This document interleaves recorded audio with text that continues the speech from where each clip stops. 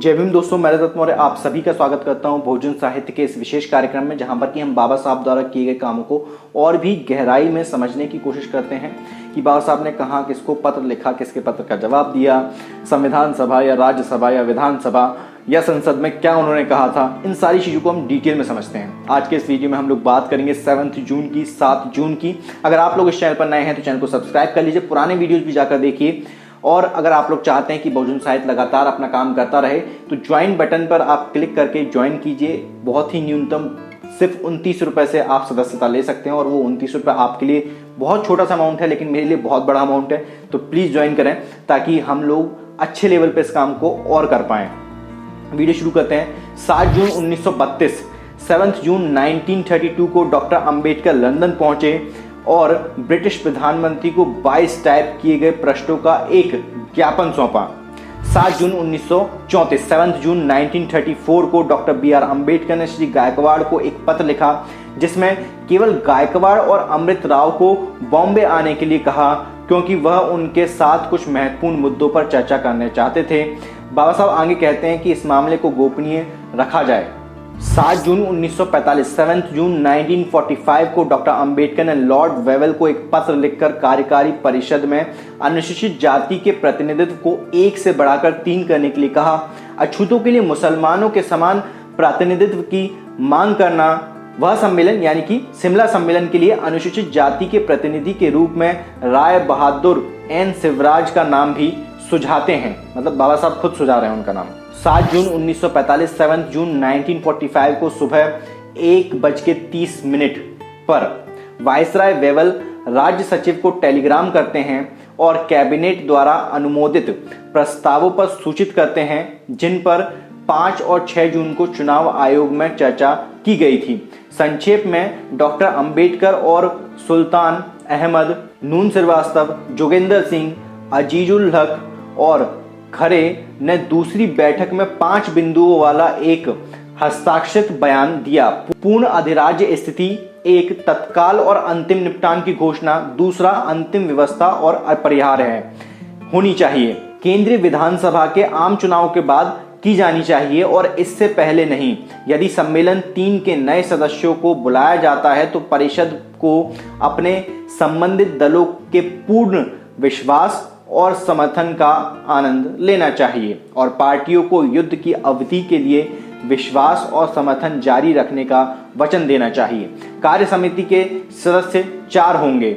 घोषणा करने से पहले सम्मेलन का विस्तार किया जाना चाहिए ताकि युद्ध के प्रयासों का समर्थन करने वालों के प्रतिनिधियों को शामिल किया जा सके। 7 जून 1945 शाम 7:55 पर वायसराय वेवेल ने राज्य सचिव अमीरी को टेलीग्राम किया और सूचित किया कि डॉक्टर अंबेडकर, श्रीवास्तव, डॉक्टर ज्वाला प्रसाद और खरे डॉक्टर नारायण भास्कर ने जाति हिंदुओं के लिए प्रस्तावित समानता का विरोध करते हुए इस अर्थ में संयुक्त नोट प्रस्तुत किया कि मुसलमानों, हिंदुओं और अनुसूचित जाति दोनों के लिए अनुचित, और इस बात पर जोर दिया कि अनुसूचित जाति के लिए 1 से अधिक सदस्य होने चाहिए। 7 जून 1945, 7 जून 1945 को डॉक्टर अंबेडकर ने वायसराय वेवेल को एक पत्र लिखा और वेवेल द्वारा प्रस्तावित ईसी के भारतीयकरण यानी कि इलेक्शन कमीशन के भारतीयकरण के सम्मेलन में भाग लेने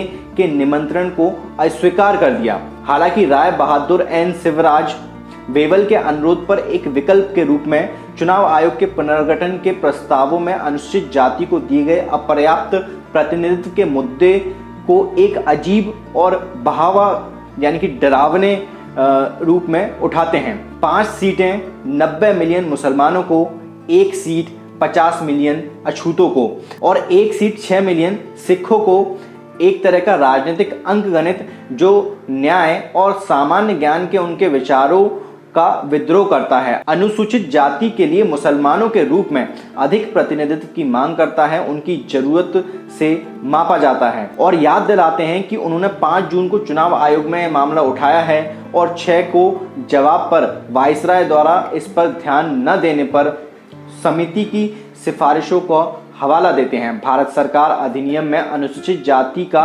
अपर्याप्त और अन्यायपूर्ण प्रतिनिधित्व दृढ़ता से संचार करता है। आगे वे कहते हैं कि मुझे आश्चर्य नहीं होगा यदि पूरी अनुसूचित जाति ने विरोध के रूप में सरकार से कोई लेना देना नहीं करने का फैसला किया। मुझे यकीन है कि उनका मोह भंग रास्ते अलग कर देगा। राजनीति में मुझे काफी समय हो गया है जानने के लिए रियायतें और संयोजन एक बार बने निहित अधिकारों में विकसित हुए और कैसे गलत बस्तियां एक बार भविष्य के निपटान के लिए मिसाल बनने पर सहमत हुईं। इसलिए मैं अपने पैरों के नीचे घास नहीं उगने दे सकता। वह चुनाव आयोग में अनुसूचित जाति के प्रतिनिधित्व में वृद्धि के लिए अनुरोध करते हैं और HMG को इसके बारे में बताते हैं।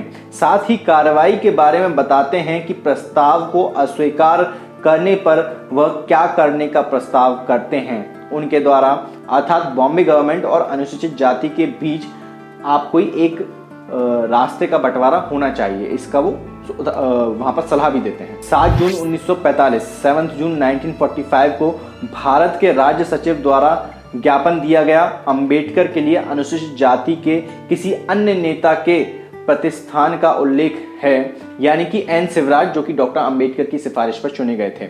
7 जून 1949 7 जून 1949 को माननीय डॉक्टर BR अंबेडकर ने एक आर्टिकल में संशोधन पेश किया। वो आर्टिकल था 193 टू 196, 198, 291।